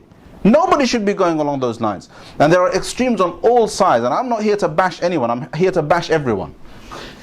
Okay? Because everyone does this. This extreme sense of, oh, bring a Shaykh down, let him bash the Salafis. And the Salafis come, bring a Shaykh down, let him bash the Hanafis. Alright? And then this guy says something, oh, Shaykh Albani was this. And the other guy comes out and he goes, oh, Imam Abu Hanifa didn't know any hadith. Come on, what's happened to our deen? This is fundamentally against our deen. We're going to sit here and insult our predecessors? Why? Because my group has to be stronger than the other guy's group? Seriously. Why was that even necessary? You know, it's so painful when Hanafis go around saying, I did a talk in a masjid once, and one brother was telling me how somebody sat on the minbar and said Shaykh Albani was an idiot. I was like, what? It's just disgusting. It's disgusting behavior. My teacher, one of my teachers who I studied hadith with, used to cry when he used to hear Shaykh Albani's name. Another one, he used to cry when he used to hear Shaykh al-Islam ibn Taymiyyah's name. Alright? And they used to cry Imam Abu Hanifa's name as well. What's happened to people? We've lost our common sense. Anything else? I'll take one more maybe. You know what you say about difference and uniting the different. You know, it's sometimes difficult for the brother to unite in the different. If you see someone who's slightly different than you, you all of a sudden automatically just shut up and say, this guy is different. Is it going to be difficult after today? No, but I know, but how do we overcome the differences? Alhamdulillah. Especially for the younger brothers, how do we overcome the differences? I love the brother. Find things that you can work on together that have nothing to do with your differences. Do your salah as you've learnt it all your life. Wallahi, if a person is praying salah with their hand on their chest, leave them be. If a person is praying salah with their hands on their navel or under it, leave them be. So do we avoid talking about these? Because bigger people than you have disagreed about this issue and the disagreement hasn't been settled. People bigger than you and me. So do we avoid talking about deen with them? Full stop. Just what is deen? Fiqh? Deen is fiqh. Aspects that they might want to discuss. Avoid fiqh. Yeah. Avoid fiqh. Study fiqh. Don't make fiqh the topic of your discussions when you sit in the masjid. Study it. Go in a classroom. Don't argue about it over tea and coffee and PFC. Seriously. The Qur'an is made easy for reminder, for remembrance. So discuss remembrance. Discuss how you're going to clean your hearts. The fact that we can't agree means we're discussing the wrong things. We're discussing the wrong things. We need to be talking about how we're going to concentrate in our salah. We did a seminar about it yesterday.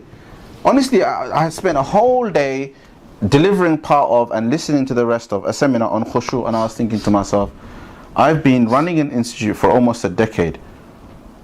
What an idiot I've been that I haven't actually organized a seminar on khushu' fi salah earlier. That's what I was thinking. I was thinking, there's nothing to disagree about, and it's something that we fundamentally need. We fundamentally need. Alright? You know, people are struggling to cope with life here. There's people falling into fitna. People are struggling with the basics of the deen. People don't pray, man. People don't do their salah. There's sisters selling their bodies to buy drugs. There are sisters. Some of us are related to people like that. Alright? And we're sitting in the corner of a masjid arguing about Raf'ul Yadayn. Where is Allah? Here's another one. There is this presumption that there is no such thing as dhanni or speculative in Aqidah. There's no such thing as speculative in Aqidah. So if I say something in Aqidah, you have to agree with me because there's no room for disagreement in Aqidah. It's another stupid myth. Alright? There is room for disagreement in Aqidah, but it's the scholars that do it. Yeah? And if you want to disagree, if you like it, if that's what wakes you up in the morning, then go and become a scholar. And hopefully, inshallah, if you study in the right tradition, it will teach you humility, and then you'll end up becoming a scholar and not disagreeing about it ever again. That's what will happen. Because that's what knowledge does. True knowledge gives you humility, makes you realize the true extent of things, and you end up thinking, oh, you know what's bigger things to worry about. There's bigger fish to fry, as they say. Anything else? So what should I do if somebody tries to prove something to me? You say... You know, they say, why you do, I don't know, why you put your hand below your navel, and they can't prove to you that you have to put it. Oh, now you want. Now you want me to. Now you want me to teach you how to argue back. I don't argue back. But If somebody asked me, I would say, because I'm ignorant and I follow. Because I'm ignorant and I follow someone. Because I don't know why, so I ask somebody who knows. And there's millions, there's something like 400, 500, some 600, 700, maybe, I don't know, some ridiculous number of people in the world that do it, among whom a ridiculous number are scholars, and they all put their hands below the navel. So I reckon on the Day of Judgment I'll take my chances. How's that for an answer? And the same for somebody who puts their hand on there and some ignorant Hanafi comes and says, what are you doing that for? It's the same. Oh, hadith? Oh, because there's this hadith? That's not a particularly intelligent answer, because there's other hadith that imply something else. As soon as an ordinary person tries to argue back using hadith, they've already stepped onto the threshold of compound ignorance. Because you're implying, automatically you're implying that the hadith is absolute, that somehow this hadith is qat'iyyu thubut and qat'iyyu dalala, when 99.9% certainty is that it's dhanniyu thubut. And then if any scholar legitimate in the ummah from the time of the Sahaba down to now has done anything different to you, then it's also dhanniyu dalala, which means it is weak, as in it is in a very, very weak position in terms of corroborating your position. It means it's incapable of being used as an evidence against somebody who does it differently. If it's and let's use this as a general rule, right? If something is dhanniyu thubut, dhanniyu dalala, you can't use it against as an argument against another Muslim. It's as simple as that. Simple as that. That means that a hadith about raf'ul yadayn, that a hadith about tying your hands down here or up there, all right? The hadith about your hands rising up here or up here, they can't be used as evidence against another person. Because if it was possible, the ummah would have been agreed on it. The fact that it isn't means that it's actually not good enough evidence. Oh yeah, this is correct. Alright, so yeah, but Imam Abu Hanifa said it is. Oh, Imam Abu Hanifa didn't know what he's talking about. Is that what we're saying? Okay, so Imam Abu Hanifa didn't. So neither did Imam Muhammad, neither did Imam Abu Yusuf, neither did Imam Tahawi, neither did Zufar, neither did Faqih Abu Layth. You know, you're like, oh, I've run out of fingers. I've run out of...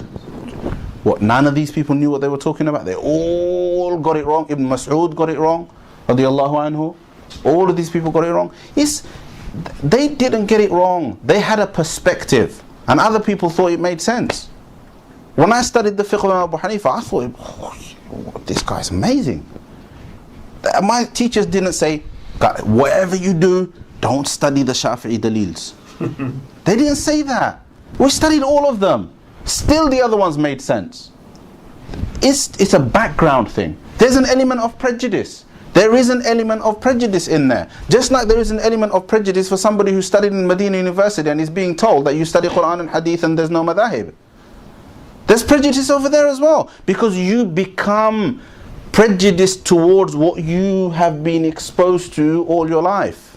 It's a human nature. There was a study done on it. Bernard Weiss, this Western scholar, did a study on objectivity, what objectivity means. And his conclusion is that there is no such thing. That every human being is in fact subjective, is incapable of being objective. I don't know how else to put it. So, the simple answer is you follow. You follow, you're just being honest about it. The other guy follows, he doesn't know it. That's it. Somebody asks the question, where is Allah? Where did he get that question from? From hadith? Really? So for 1200 years, 1300 years, 1400 years, the Muslim Ummah has used that question to establish people's faith? Is that what you're implying? Seriously? So whenever somebody wanted to establish in all of the Islamic courts for the last 1300 years, when somebody's Islam had to be proven, this question was asked, where is Allah? Come on. It wasn't. So why are you? Why are you asking that question? Because it was in hadith? This is the problem. You've read one hadith.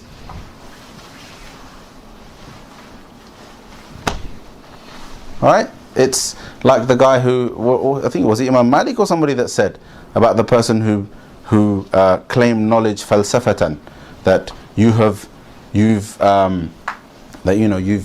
managed to understand one issue, but there's so much else that has missed you. Alright? But that's basically what's happening here.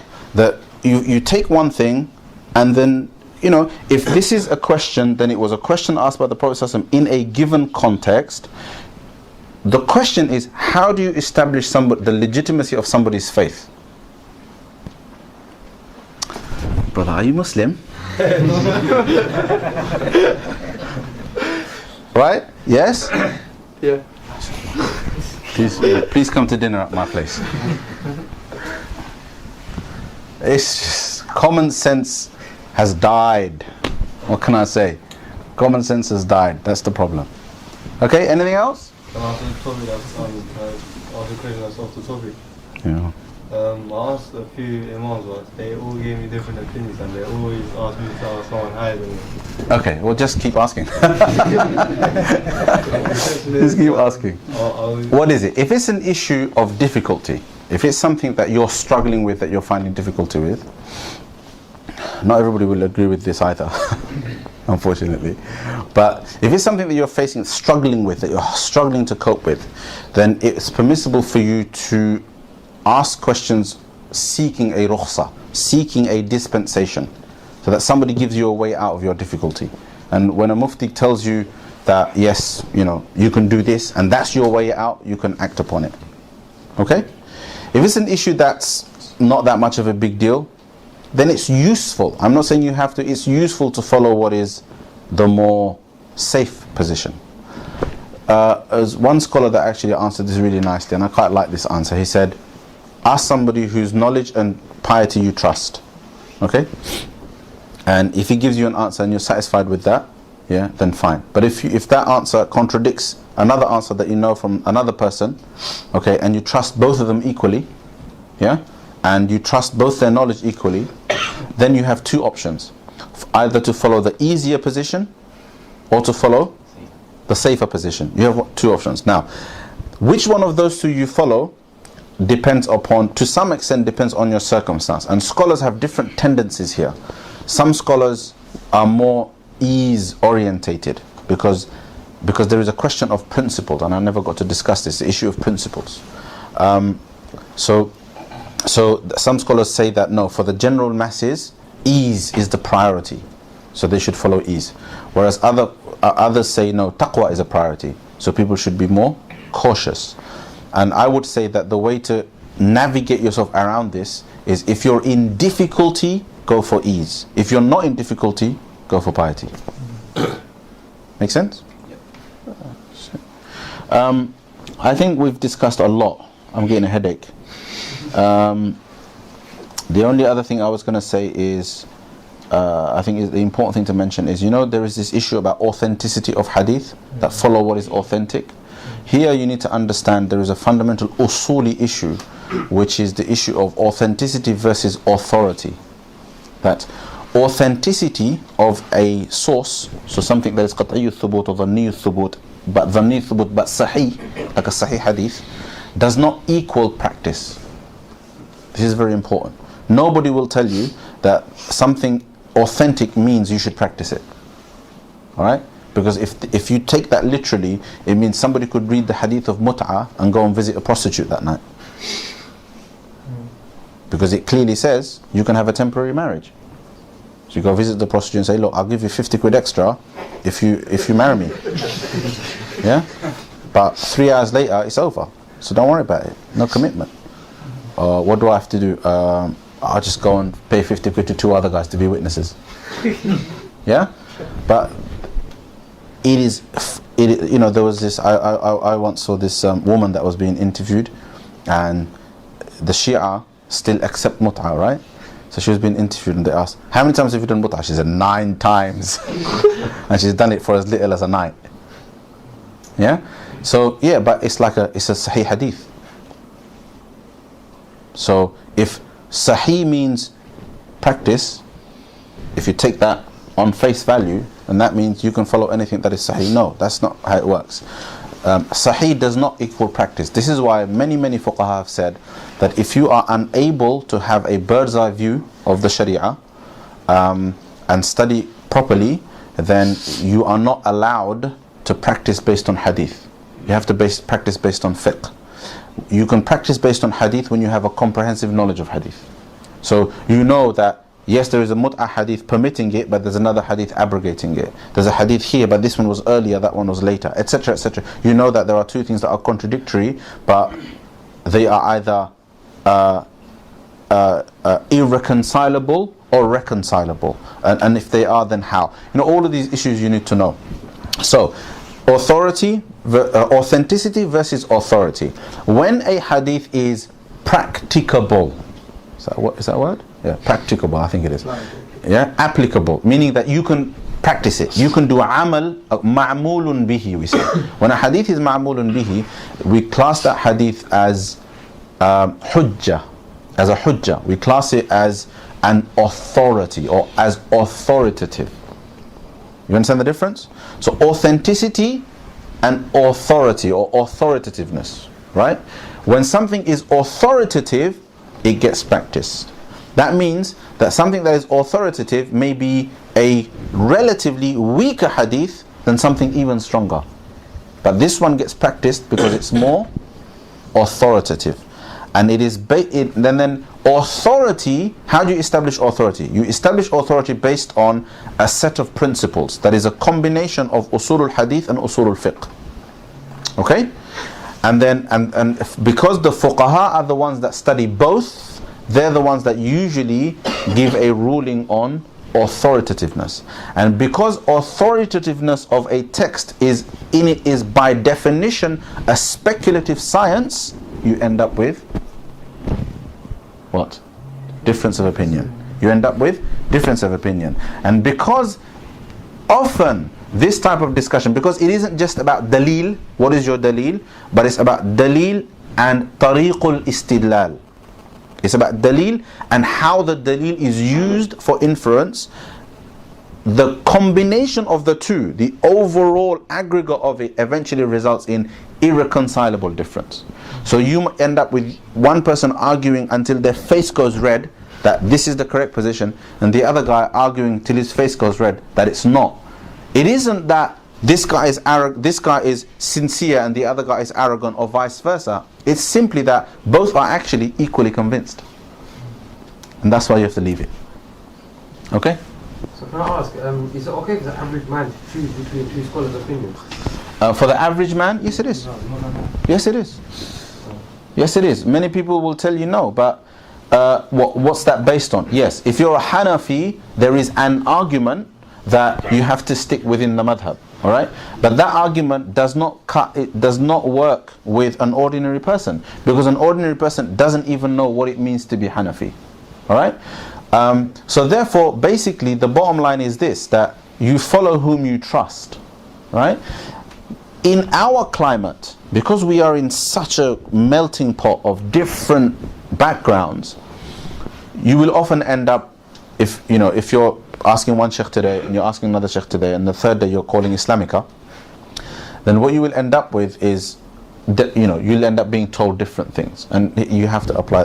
For us, that in principle is really important. The one I said to you, that you judge based on who you trust in terms of knowledge and piety, and then based on either what is easier and what is more pious based on your situation, and you proceed on that basis until you get to a level of knowledge where you're able to give preference based on knowledge to something, to either a madhhab or a particular scholar and so on. The other thing is, I can't handle the confusion, I'm just going to go to this guy, or I'm just going to go to these guys. That's acceptable, that's fine. I think to seek to remove oneself from confusion is a praiseworthy endeavor, it's a praiseworthy objective. Alaikum salam. I know they're all schools of thoughts, so I realise they're all opinions. But there's one opinion which actually struck me, is basically a lot of people mentions that Hanifi is one of the strong links, but they're saying their opinions are that it could also turn into a bid'ah, because a lot of people think making supplication after Salah could be a bid'ah. Yeah, but making supplication after Salah has got nothing to do with the Hanafi madhab. Oh, okay.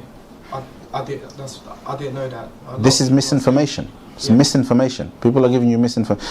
Don't take knowledge from people who don't have it. Okay. Simple answer. I'm sorry, but that's just... where in the world... The dua after Salah is disagreed upon within the Hanafi madhab. Did you know that? It's disagreed upon within the Hanafi madhab. There are Hanafis who consider it to be bid'ah. Others who consider it to be mustahab. Is that Asian thing then? Sorry. What? The dua after Salah, is that like a subcontinent thing?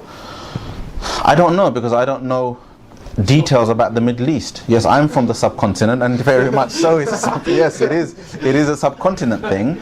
But the point is this: you do not apply the term bid'ah as a negative label on something that is a matter of disagreement among scholars. So, for example, in Bangladesh, the biggest Islamic institute in Bangladesh, their academic position. So there is a difference between an academic position and then how that academic position takes root socially.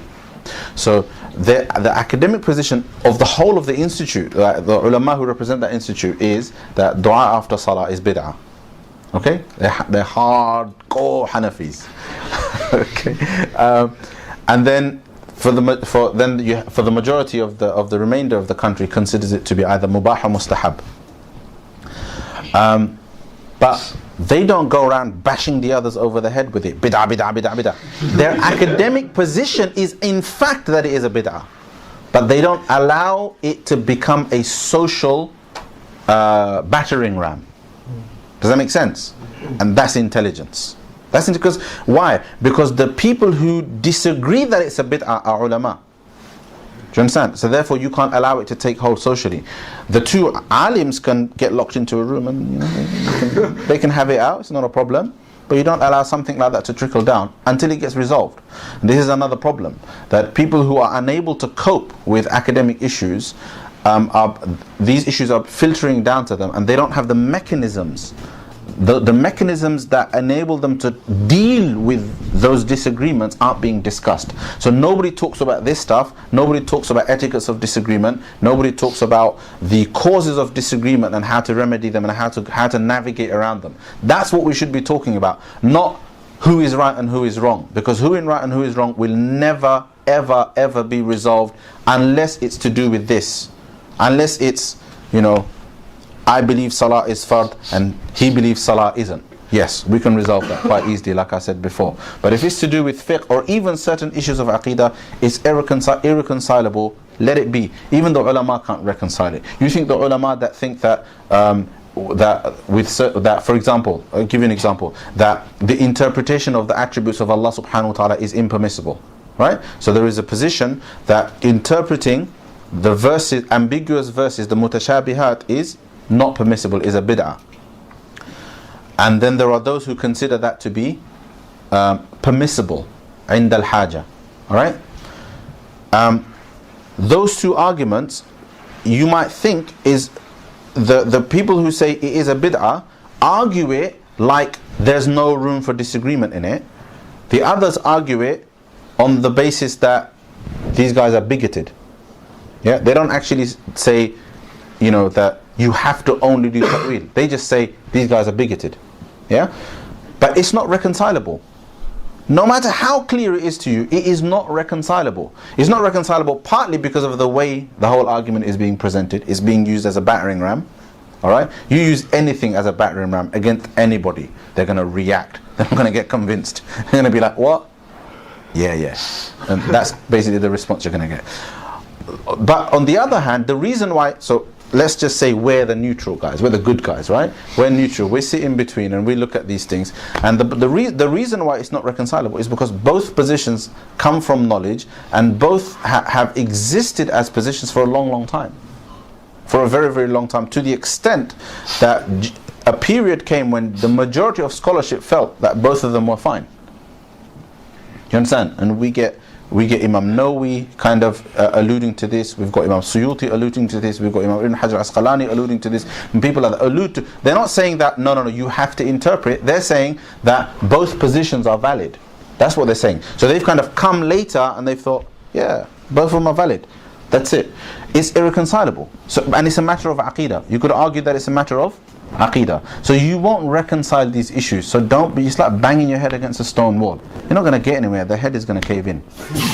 Okay, so don't bother with it, guys. You have a lovely masjid. You got a cute little masjid. You got a nice community. A lot of brothers here. We're discussing it.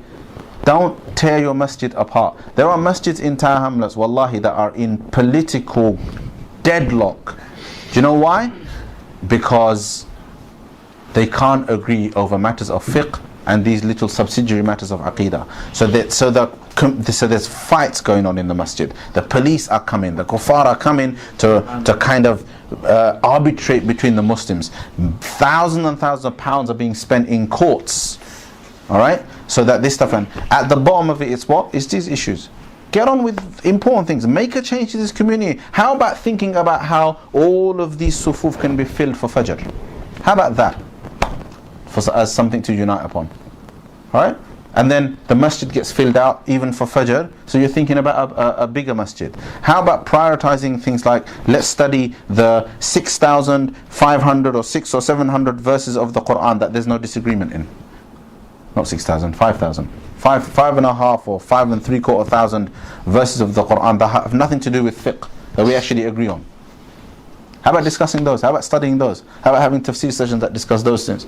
How about the overwhelming majority of chapters of hadith that have nothing to do with fiqh? How about discussing those and letting ourselves be inspired? You know, the ones that say ghiba is haram. Yeah? The ones that say brotherhood is praiseworthy. You know, the ones that say Muslims have to unite. Okay? Inshallah, let's focus on those things. أقول قولي هذا وأستغفر الله لي ولكم ولسائر المسلمين من كل ذنب فاستغفروه إنه هو الغفور الرحيم.